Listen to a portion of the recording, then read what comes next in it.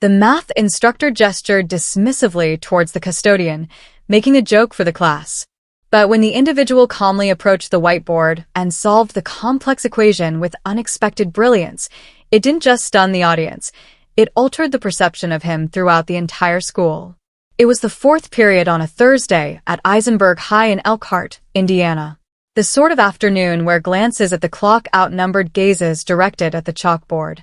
Mr. Braddock, the school's calculus teacher, was known for his sharp tongue, impatience, and always having a sarcastic remark at the ready. He wasn't particularly liked, nor was he detested, merely tolerated. The classroom felt sterile, equations filling the whiteboard, the air faintly carrying the sense of chalk dust and worn-out gym shoes. Phones were concealed under desks. Some students feigned attention, others gazed absently out the window. Then, something occurred that would dramatically shift the atmosphere, like a sudden gust of wind. As Mr. Braddock sketched another derivative problem on the board, a faint squeak echoed from the corridor. The custodian was nearby, mopping just outside the room with his usual measured pace. Braddock paused mid-sentence, glanced at the entrance, and offered a slight smile. Unexpectedly, he addressed the class and pointed toward the hallway. "Well, look who's decided to join us. Mr. Dorsey, perhaps you believe you can tackle this one?" He tapped the board with the back of his marker, presenting it like a challenge on a game show. Laughter erupted, not a boisterous roar, but the type that makes you subtly shift in your seat, unsure if it's appropriate. Mr. Braddock smirked again. "Come on, Lamar, you always seem to have something on your mind." Lamar Dorsey, the 52-year-old custodian, stood in the hallway, mop in hand. He wore his standard forest green uniform, clean but faded, with L. Dorsey stitched above his breast pocket. He showed no reaction, no flicker of surprise or annoyance. He simply looked into the room, then slowly he stepped inside. The mop was propped against the wall. A few students straightened up. Some anticipated him retorting something clever and leaving, maybe making a joke or simply walking away. But he didn't. Instead, Lamar walked to the front of the classroom. "Would you mind?" he inquired calmly, indicating the board. Braddock raised an eyebrow. "Be my guest," he replied. A few cell phones quietly emerged from bags. One girl whispered, "Is he serious?" Yet, nobody intervened. Lamar picked up the marker, studied the equation, and paused, not from hesitation, but from deep thought, like someone deciphering a familiar map. He squinted just slightly, then began to write. There was no performance, no flourish, just deliberate, precise strokes, one following another. The room settled into an uncanny quiet. The only sounds were the marker scratching the whiteboard and a chair creaking as someone leaned forward. Mr. Braddock folded his arms, watching intently. His expression remained neutral, but his jaw visibly tightened. Lamar explained the process aloud, his voice low and patient. "See, this is a chain rule problem. The key is identifying the inner function first. Once you isolate that, it simplifies things considerably." He moved as though he'd done this countless times before, not just solving the problem, but instructing. His tone wasn't boastful or condescending. He explained things simply, clearly, as if he'd spent more time teaching than cleaning.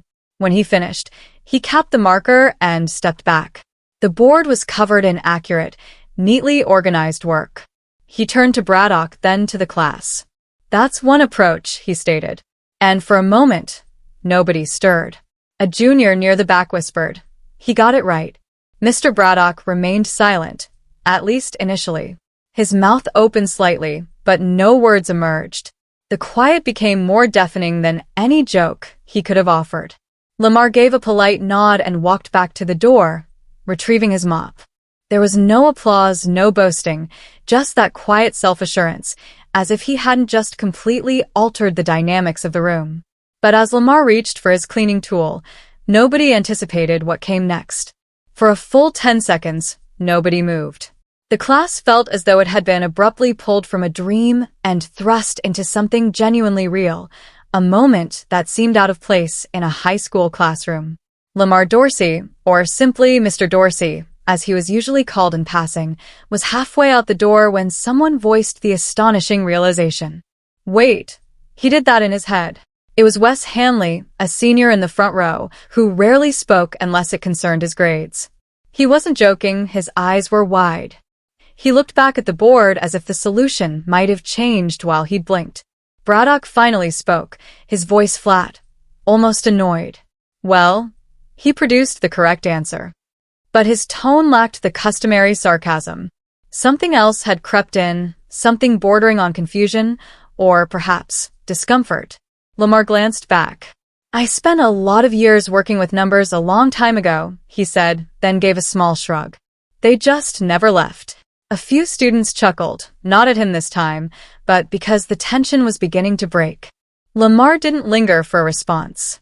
He departed, mop in hand, his shoes squeaking softly down the hall, as if nothing extraordinary had transpired, as if he hadn't just solved a university-level problem in under 3 minutes without even using a calculator. That's when the phones appeared. Someone had captured the entire scene. Carly Benson, a junior in the 3rd row, was already editing the clip before the bell rang. In the hallways between periods, it was the sole topic of conversation. Did you witness Mr. Dorsey? Braddock's expression, man. He looked stunned. Where did he pick up that knowledge? I thought he just cleaned floors. By lunchtime, the video had circulated to TikTok, then Instagram. It wasn't professionally shot, just a shaky recording of Lamar's hands moving on the board while a voice in the background whispered, Yo, he's solving it. The caption declared, Our janitor just schooled the calculus teacher. Some laughed. Some simply stared, but the buzz continued to amplify. In the teacher's lounge, things were equally animated. You're telling me he completed a full derivative chain problem mentally? Asked Ms. Lin, the physics teacher, pausing mid-bite on her sandwich. He did, muttered Mr. Crane, the English teacher. Didn't need notes, didn't even hesitate. It was like pure instinct. Braddock sat at the corner table, feigning focus on grading papers. He said nothing, but Principal Everett did. He's been here for 6 years. Nobody ever mentioned he had any academic background. People shook their heads. Honestly, nobody knew much about Lamar. He arrived early, left late. Floors were always spotless. Broken light bulbs were replaced promptly. He was a man who worked in quiet anonymity. But now he was more than just the person with the mop. Back in the corridor, a group of students gathered outside the janitor's storage room. Not to report a mess or request cleaning supplies. They simply wanted to talk to him. One boy, around 12, clutching his geometry textbook, asked, Do you offer tutoring, Mr. Dorsey? Lamar blinked. I haven't in a very long time. You should, the kid urged. That was really cool. Lamar chuckled, not in a dismissive way, just surprised. The next day, 3rd period, Braddock's demeanor was different. He didn't make jokes, didn't randomly call on students. He taught with his gaze fixed on the board, his voice more subdued than usual. Nobody stated it directly, but everyone noticed. After class, Wes approached him. Mr. Braddock, that thing with Mr. Dorsey yesterday? He used the same technique you demonstrated last week, the chain rule, right? Braddock gave a single nod. Correct. Wes added, only he explained it better. Braddock didn't respond. But what truly astonished them wasn't merely the correct solution. It was Lamar's quiet comment afterward.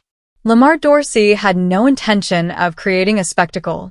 He'd always avoided being the center of attention, dating back to his youth.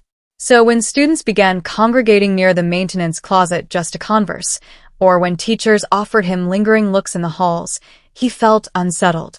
He kept his head down, continuing his usual duties, restocking paper dispensers, fixing a dripping faucet in the boys' locker room, wiping down cafeteria tables. Yet, he could sense it, the shift, the alteration in how people perceived him, as if they were trying to fit him into a new narrative they hadn't known existed. It wasn't just curiosity, it was a mix of confusion, respect, perhaps even regret. And it made him uneasy. That afternoon, Principal Everett requested he visit the main office. Lamar walked in, still wearing his gloves, his uniform slightly damp from cleaning beneath the cafeteria sinks. He removed his cap as a sign of respect. Everett leaned forward in his chair, hands clasped. Lamar, may I ask you something? Do you have a background in education or engineering? Lamar hesitated. He looked down for a moment, as if retrieving an old part of himself he hadn't accessed in years. I attended Purdue, he said softly. Mechanical engineering. Full scholarship. The principal leaned back, his eyebrows raised. Are you serious? I was, Lamar replied. Had plans. Things got complicated. And for the first time in a long while, he recounted his story. He'd grown up in Gary, Indiana, a bright kid who was always fascinated by how things worked. Engines, gears, anything he could dismantle and reassemble. His mother, Estelle, raised him and his two sisters alone. She worked extra hours at a textile factory, but always found time to read to them each night. She believed in education as the only path forward. Books first always, she'd say. The world will try to shut the door, but if you bring your own key, they can't stop you. Lamar earned that key. Valedictorian, state science fair champion, and then that scholarship to Purdue. In his freshman year, he was already tutoring classmates. Professors noted his presence and paid attention. But during his sophomore year, he received a phone call that changed everything. His mother had collapsed at work. Doctors diagnosed late-stage cancer. By the time Lamar reached the hospital, she was barely conscious. I can handle it, she whispered. Don't come home. He didn't listen. He took a semester off, then another. He took on jobs, warehouse work, overnight shifts at a grocery store, anything to cover expenses. Classes faded into the background, and with them, the aspiration.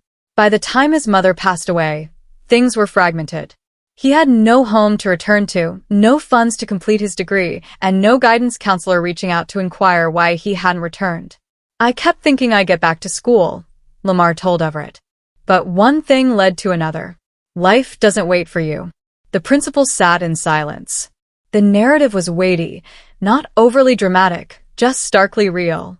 The kind of life story you rarely encounter unless you make a point to ask. Back at his apartment, Lamar kept his transcripts in a box beneath his bed, alongside a worn Purdue sweatshirt, an old calculator, and a photograph of him and his mother on orientation day. He never opened it, but he never discarded it. Now, all of it was being brought into the light again. That evening, he sat on the back steps of his modest apartment building. The sky was darkening, that quiet time when the only sound is the distant hum of traffic. He sipped tea from a metal thermos and gazed ahead. He hadn't given calculus a thought in years, not since that last tutoring session before dropping out. And now, here it was again, like an old acquaintance knocking at his door.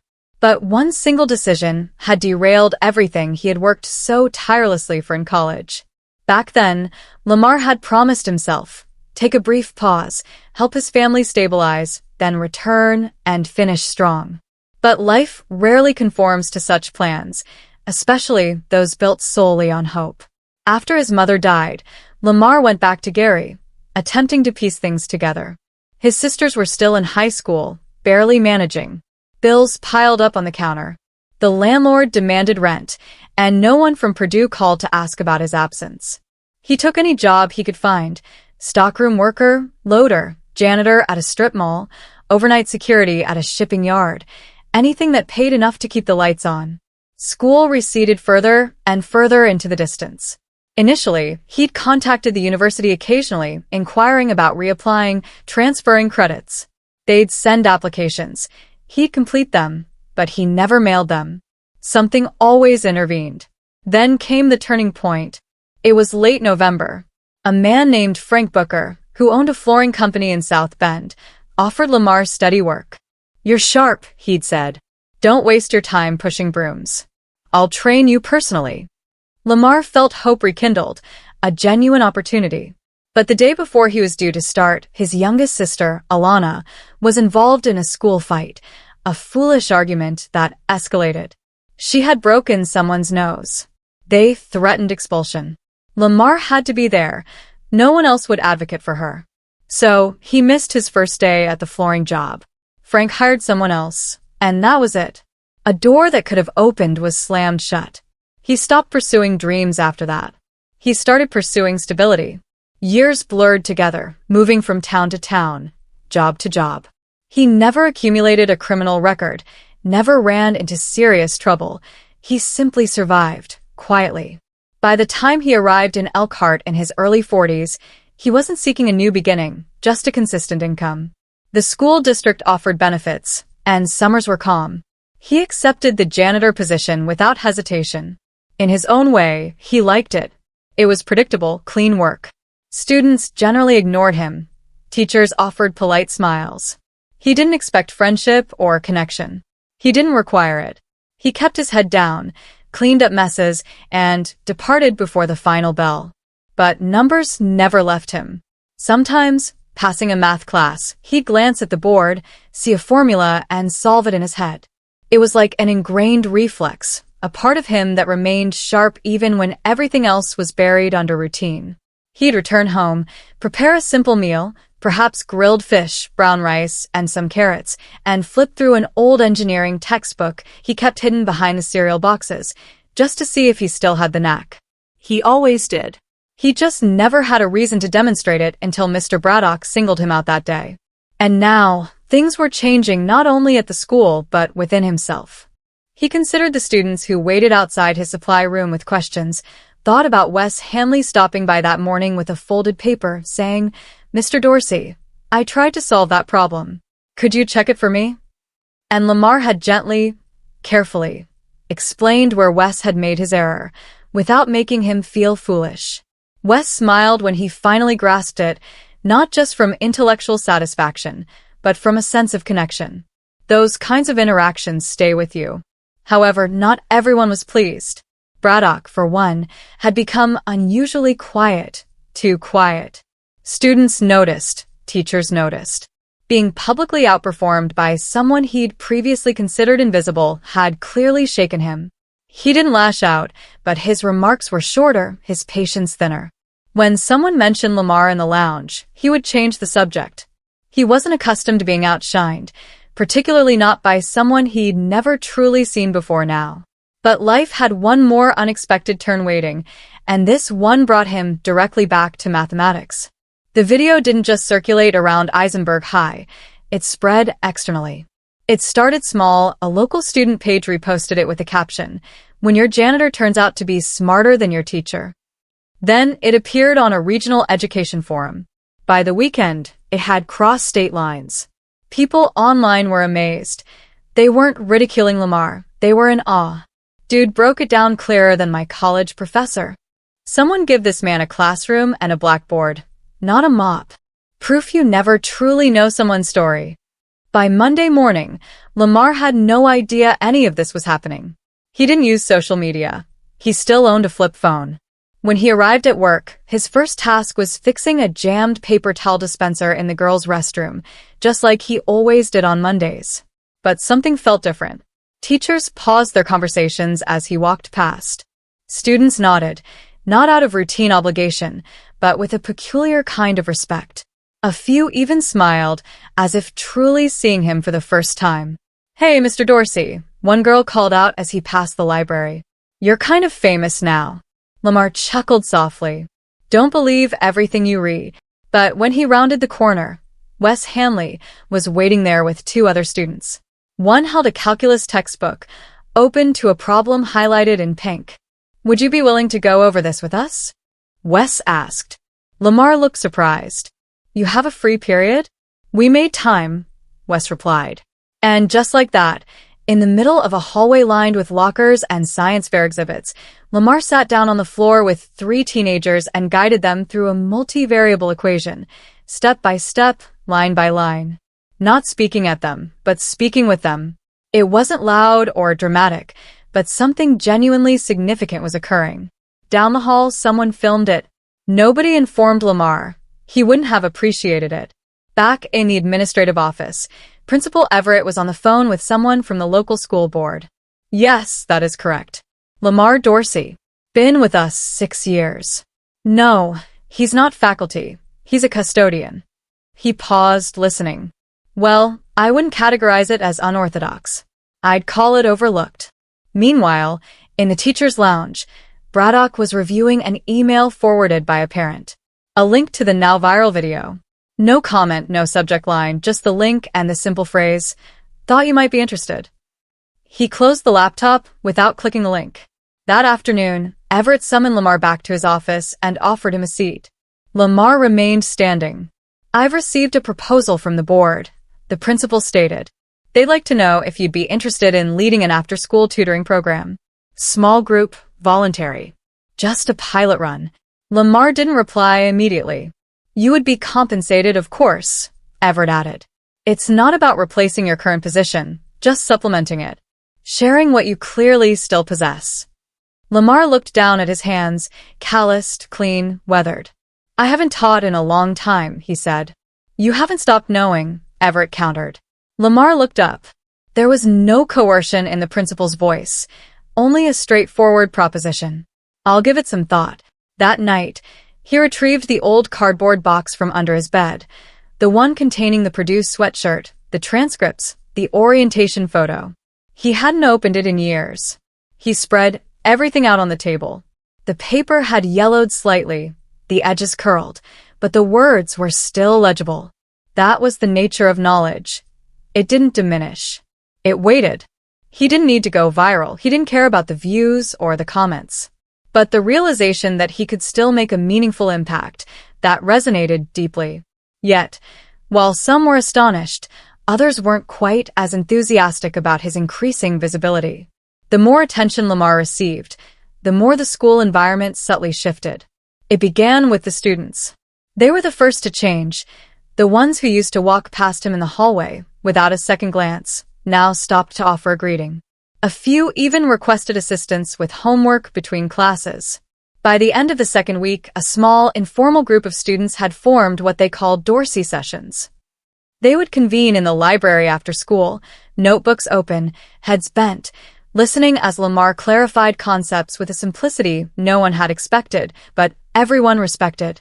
Then came the faculty. Most were supportive. Ms. Lin from physics was the first to drop by the library and observe him working with the students. "You possess a true gift," she said softly, "and I don't just mean with numbers." But not everyone was thrilled. Mr. Braddock hadn't spoken about Lamar since the incident in the classroom. In the teacher's lounge, he behaved as if nothing had transpired, but the underlying resentment was palpable in his silences. He spoke in clipped sentences, never making eye contact with Lamar. He avoided mentioning calculus. When a parent-teacher meeting brought up Lamar's growing positive influence with the students, Braddock remarked, "It's positive that they're developing an interest in math. Let's just ensure we maintain the distinction between formal instruction and informal inspiration." It sounded polite on the surface, but the true meaning behind the tone was clear to everyone. The principal didn't let it go. He brought Braddock into his office one morning and stated the situation plainly. "I understand it was uncomfortable," Everett said, "but Lamar didn't humiliate you. He inspired them." Braddock shifted in his chair. "He's not qualified. He is educated," Everett countered. "More than we realized. And more importantly, he's connecting with these kids in a way none of us have managed." Braddock opened his mouth, then closed it. There was nothing substantial to say, really. Meanwhile, Lamar adhered to his routine. He didn't request a new title, didn't desire special treatment. But when the principal proposed a modest stipend to continue the tutoring sessions, he accepted, not for the money, but because it felt right. He began carrying a small binder filled with practice problems, blank worksheets, and notes he'd handwritten during his breaks. He'd sit in the back corner of the cafeteria, sketching formulas from memory, occasionally nodding at a student passing by who'd call out, "Hey, Mr. D." One afternoon, Carly, the student who had filmed the initial video, stopped him by the vending machines. "Did you ever want to be a teacher?" she asked. Lamar paused before replying. "I intended to build things. Perhaps teach later. But life had different plans." "Well," she said, handing him a fresh mechanical pencil, "I think you're doing both now." He smiled. "Thank you." But beneath this positive development, tension was brewing. Some parents had begun contacting the school. Most were supportive, but one anonymous complaint reached the board. Is it appropriate for a janitor to tutor students in a school environment? Is he certified? Has he undergone a background check for instructional roles? Everett handled it decisively. He is an employee of the district. He has committed no wrongdoing. And if genuine concern were the motive, they would have contacted me directly. He never mentioned the complaint to Lamar. Still, Lamar could sense a certain atmosphere, not necessarily animosity, but resistance, as if some individuals didn't know how to categorize him now that he no longer fit neatly into the background. Then, one afternoon, Braddock did something entirely unexpected. He entered the library during one of Lamar's tutoring sessions. He quietly observed from a distance as Lamar explained integrals to a group of 4 students. After about 10 minutes, he stepped forward. "Would you mind if I joined you?" Braddock inquired. Lamar looked up, his expression unchanging. He gestured toward a nearby chair. "Provided you don't object to learning something yourself." The students chuckled, just enough to ease the tension. Braddock smirked. For once, it wasn't malicious. They sat together that day, speaking little, but it was a start. Yet, Lamar wasn't focused on titles. He had a different objective in mind. It was no longer about proving anything. For Lamar Dorsey, standing at the whiteboard in the library with students gathered around him, it was never about seeking redemption or exacting revenge. He wasn't trying to impress anyone. He wasn't trying to secure his legacy. He was simply showing up for them, the kids, the ones who reminded him of the boy he used to be. Every Tuesday and Thursday, right after the final bell, that corner of the library filled with conversation, questions, scribbled notes, and eager faces as Lamar guided students through mathematical challenges they had once dreaded. Not because he possessed all the solutions, but because he instilled in them the belief that they could discover those solutions themselves. That's what truly resonated. There was Isaiah, the freshman who had nearly failed algebra the previous semester, now confidently solving quadratic equations without looking anxious. And Tasha, who used to despise math, now leading small study groups on weekends for her cousins, utilizing Lamar's notes. He never stood at the front like a traditional teacher. He sat alongside them, conversed with them, posed questions before offering answers. And gradually more teachers began stopping by, not to supervise, but to learn how he achieved his results. Ms. Lin asked if she could incorporate some of his explanations into her physics lessons. Coach Rivera inquired if Lamar would assist in establishing a summer preparatory group for incoming freshmen. Even Braddock, the hesitant, proud Braddock, visited regularly, not every day, but often enough. He'd quietly suggest an additional problem or two and eventually began offering encouragement to the students. The sharpness in his voice had diminished. Something within him had softened. One day during a tutoring session, Braddock lingered after the students had departed. "You know," he said, looking at the board, "I used to think this profession made me important. That teaching granted me power." Lamar didn't interrupt. "But you've reminded me what it's truly about. Simply showing up. Making a genuine impact." Lamar just nodded. "We all lose our way sometimes." He harbored no grudges. There was no need. Principal Everett contacted him again a month later. A proposal was on the table to formalize his sessions into an elective course for the next semester, not for credit, but for enrichment, acting as a bridge between students and their own self-assurance. "We'll need to navigate some administrative hurdles," Everett cautioned. "But if you're willing." Lamar shook his head gently. "I appreciate the offer," he said, "but I don't require the title. I'd prefer to keep it simple. Let the kids come because they desire to, not because it's mandatory." Everett nodded. "Then we will support you in every way we can." Word of his work spread beyond the school district. A local reporter stopped by to interview him. Lamar kept it brief. No dramatic tale, no self-promotion. "I'm just helping them discover what they already possess inside," he said. "Sometimes it just takes a little time to see it." In the spring, Eisenberg High hosted its annual student showcase. There were science projects, art displays, choir performances, and in one corner of the gymnasium, a booth titled Dorsey's Table. It featured student-written reflections on math, life, and confidence.